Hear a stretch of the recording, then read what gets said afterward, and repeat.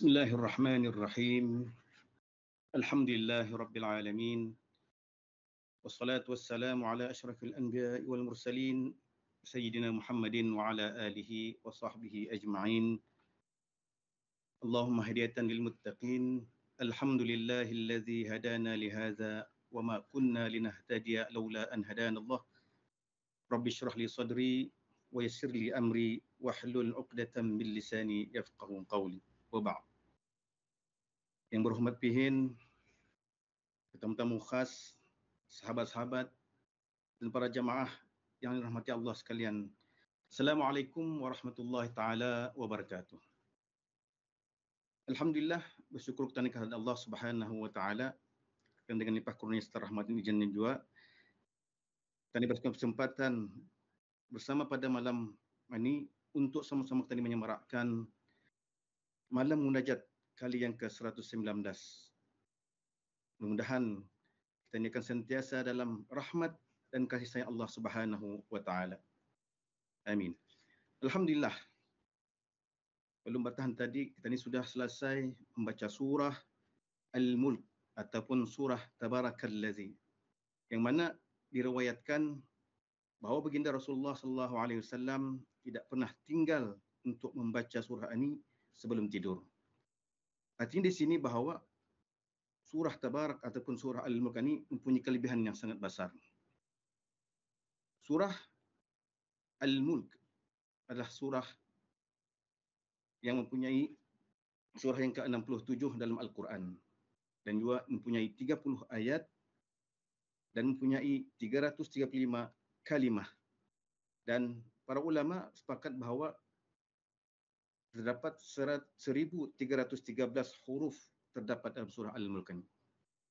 Dan insya-Allah pada kesempatan ini sama-sama kita bertadabbur ayat yang kedua surah Al-Mulk ini. A'udzubillahi minasyaitonirrajim.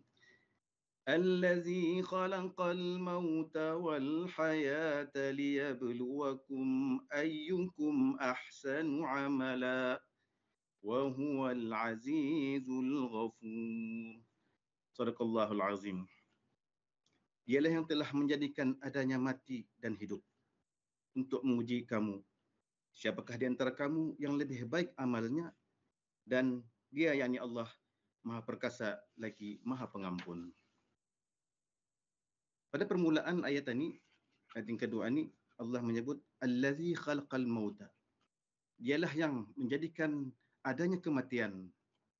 Di sini Allah Subhanahu wa taala memberi peringatan kepada kita ni tentang mati dahulu. Kerana kematian ini memberi motivasi yang paling kuat arah kita ni. Kerana kalau kita ni sentiasa ingat bahawa kita ni akan mati akhirnya, kita ni akan berjaga-jaga dengan amalan dan urusan agama kita ni.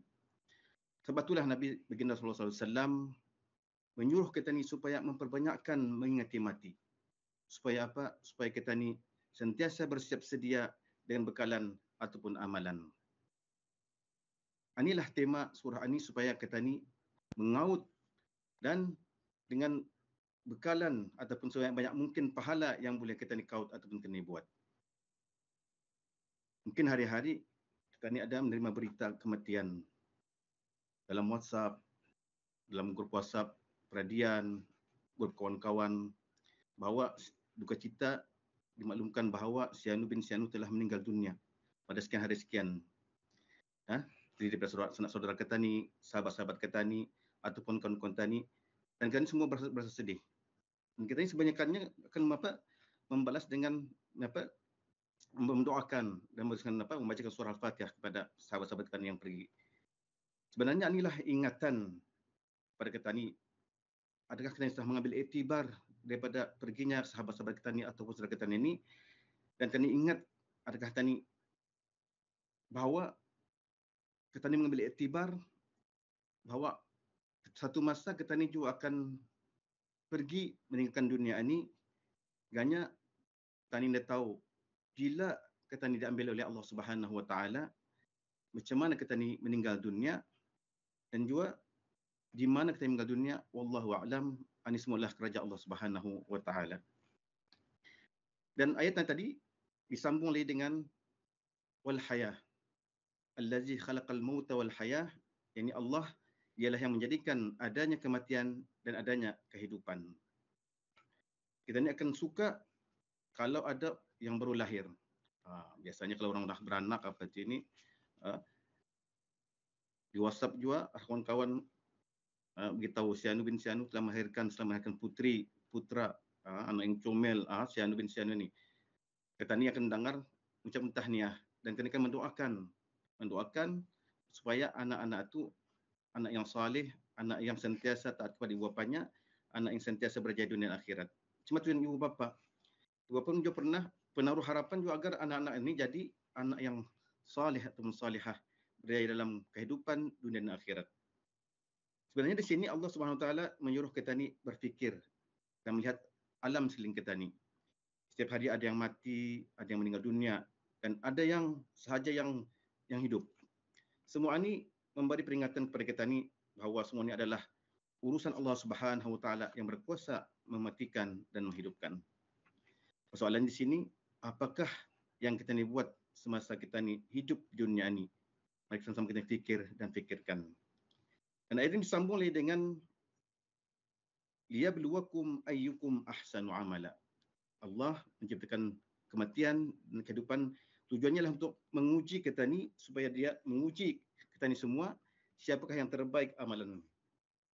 Allah mau melihat siapakah yang membuat amalannya yang terbaik dan bukan melihat siapa yang punya amalan yang terbanyak. Artinya Allah melihat kualiti daripada amalan kita ni dan bukannya berapa banyak amalan yang kita ni buat. Tapi kalau kita ni membuat amalan yang terbaik itu dan banyak, itu adalah lebih terbaik. Umpamanya, mari kita ni lihat, periksai amalan kita ni. Alhamdulillah tanda hidup. Berapa lama kita ni periksai balik amalan kita ni. Adakah terbaik ataupun baik atau macam mana? Umpamanya sembahyang kita ni.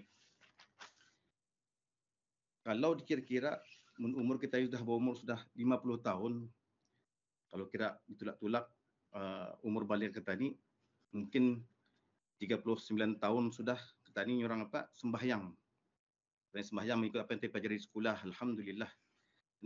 Tapi adakah sembahyang kita ni sudah sempurna? Tidak adakah sempurna yang kita ni itu ataupun ada kekurangan?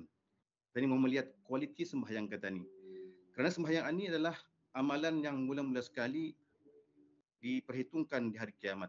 Artinya amalan yang lain belum dikira amalan sembahyang ni. Adakah sempurna sembahyang kita ni? Adakah lulus sembahyang kita ni? Baru diperiksa amalan-amalan yang lain. Kan lihat, rukun sembahyang saja. Kita ni mau sembahyang, kita ni sembahyang diterima, sembahyang sempurna. Rukun sembahyang ada berapa perkara? Ini soalan 10 agama pulang ni, dahulu ni.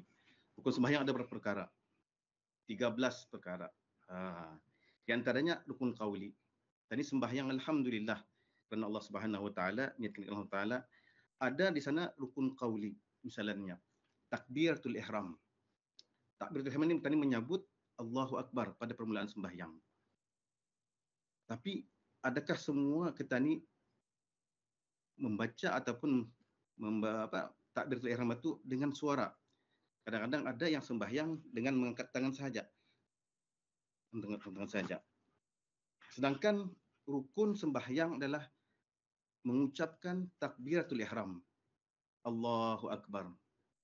Itu adalah rukun. Artinya kalau kita membaca takbiratul ihram tanpa bunyi, tanpa membaca itu, adakah dikirakan sembahyang sempurna? Artinya perlu kita periksa ini. Kita kuti kita sembahyang sepanjang-panjangnya tu, kita ni indah tahu rupanya sembahyang ni mesti berbunyi. Tapi jangan berhabis. Imam takbiratul ihram kita ni berhabis tu juga arik-arik. Pertama, takbiratul ihram. Macam mana tujuan rukun qauli, surah Al-Fatihah. Siapa yang sembahyang tanpa membaca surah Al-Fatihah, maka dikira sembahyang.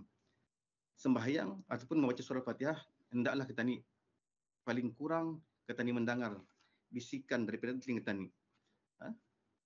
Artinya paling kurang kita ni membaca didengar oleh telinga kita sendiri. Artinya adalah rukun. Kita ni periksai, kita ni jaga kerana ini adalah rukun untuk kita ni apa, menjaga kesempurnaan ibadah kita ni dan kualiti sembahyang kita ni.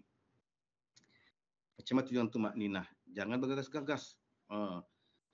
Ingat kata ni kan orang apa sembahyang mengikutnya orang apa tumakninah, i'tidal, rukuk dengan tumakninah, i'tidal dengan tumakninah. Dan yang penting lagi sekali lagi juga khusyuk kata ni. Kata ni sembahyang hendaklah khusyuk.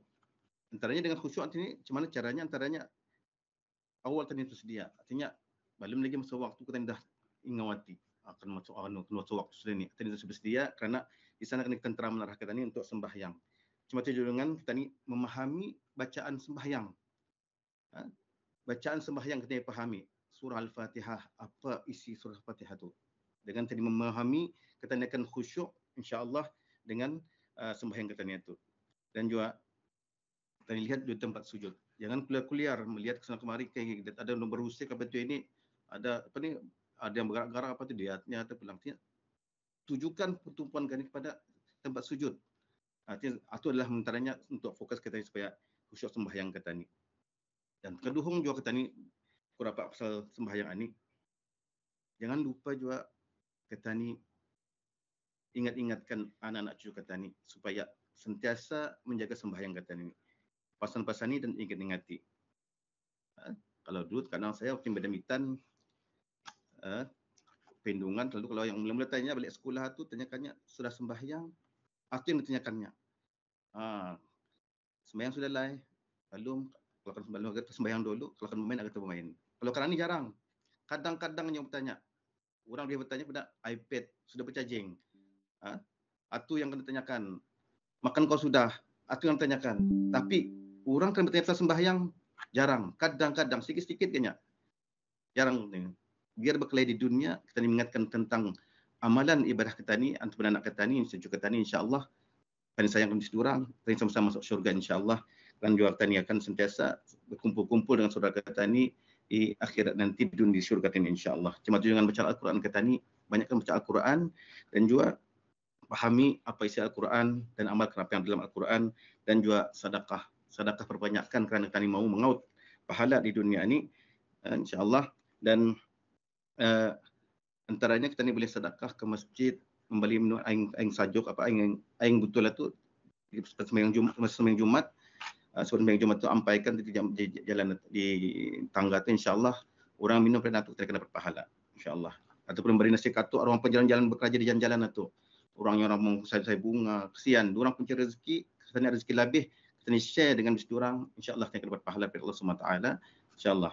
Dan juga jangan lupa beristighfar, kerana istighfar ini kita akan sentiasa diwakili oleh Allah Subhanahu taala, kerana Allah Subhanahu taala Wal Azizul Ghafur. Dialah yang Allah yang Maha Perkasa lagi Maha Pengampun. Kerana Nabi SAW beristighfar 70 kali hingga 100 kali.